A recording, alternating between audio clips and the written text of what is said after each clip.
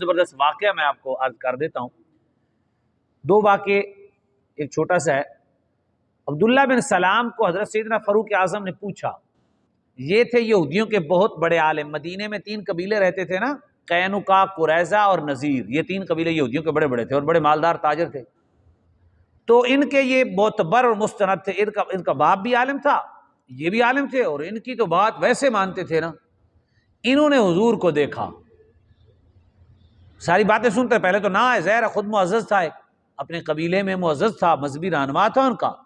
انہوں نے جب رسول اللہ کو دیکھا تو انہوں نے کہا جی جو کچھ ہم نے پڑھا تھا آپ وہی ہیں. انہوں نے کلمہ پڑھ لیا.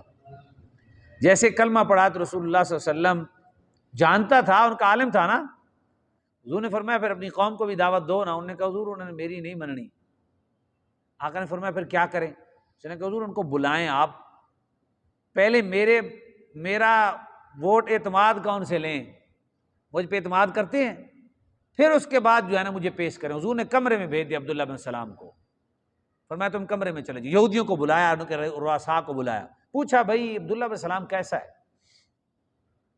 انہوں نے کہا جی کیا بات، اس کا باپ بھی بہت نیک تھا، وہ بھی بہت نیک ہے، ہمارا رہنما ہے اور ہمارے دین کا سچا رہنما ہے. دین کے سارے راز اس کے پاس ہیں، ہر چیز جو ہے دین کی اسی کے پاس ہے، وہ ہمارا رہنما ہے.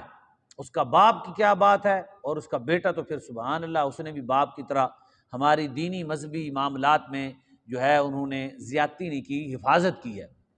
آپ نے فرمایا اگر وہ اسلام لے آئے تو تم لاؤ گے؟ انہوں نے کہا جی کیوں نہیں لائیں گے، اگر وہ اسلام لائے گا تو ہم ضرور لائیں گے، وہ تمہارا مذہبی رہنما ہے، اس کو ساری معلومات ہے، ہم لے آئیں گے اسلام. حضور نے فرمایا عبداللہ بن سلام بہر تشریف لاؤ. بہر آؤ نا. عبداللہ بن سلام بہر آئے تو انہوں نے کلمہ پڑھ دیا. یہودیوں نے کہا تیرا پیو نہیں سی چنگا ہیں، تو بھی نہیں چنگا، سانو پتہ نہیں سی، تو تو فراڈی نکلے، ایویں ساڈا مال کھاندا رہے، تو تے اسی تے تیرے تے اتنا بڑا اعتماد کیتا اور تو جناب تھے نا انہوں نے لا کے مل گئے کہ نہ جی نہ کوئی نیک نہیں. عبداللہ بن سلام اکیلے رہ گئے، کسی نے کلمہ نہیں پڑھا. اتنی خطرناک قوم ہے یہودی، اتنی. ان کو اب بھی پتہ ہے رسول اللہ صلی اللہ علیہ وسلم کا، اب بھی حضور کا نام لے کے یہ دعائیں کرتے ہیں، لیکن کہتے ہیں وہ نہیں ہے.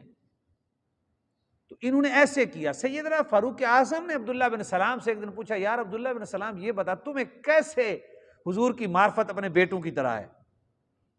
دیکھنا ایک ہوتا ہے نا بندے کے اندر تجسس کہ بھی انہوں نے تورات پڑھی ہے اور اللہ نے قرآن میں کہا ہے کہ بیٹوں کی طرح تم پہچانتے ہو.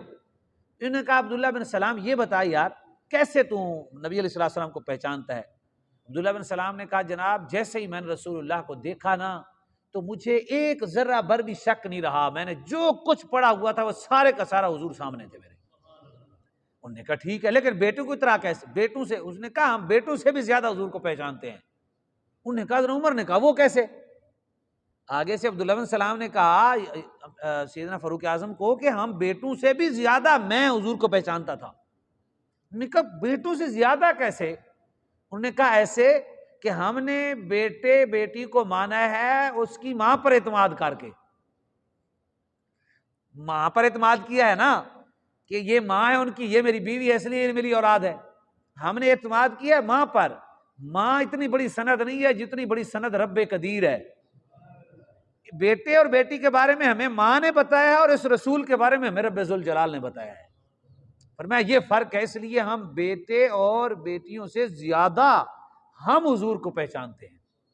یہ عبداللہ بن سلام رضی اللہ تعالیٰ عنہ پھر اسلام لائے اور یہ کہا کرتے تھے، ان کی دعا ہے انشاءاللہ وہ میں پیش کر دوں گا.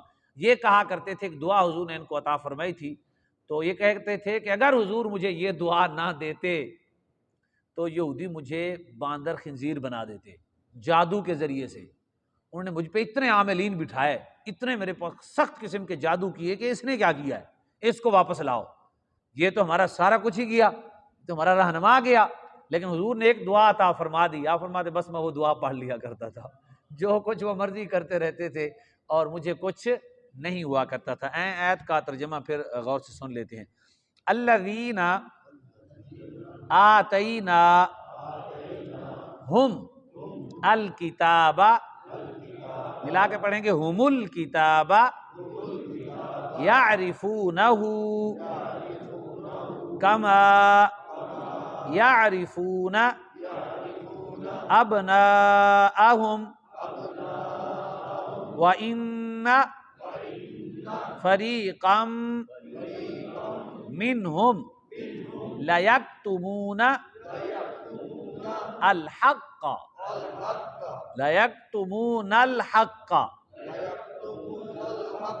وَهُمْ يَعْلَمُونَ۔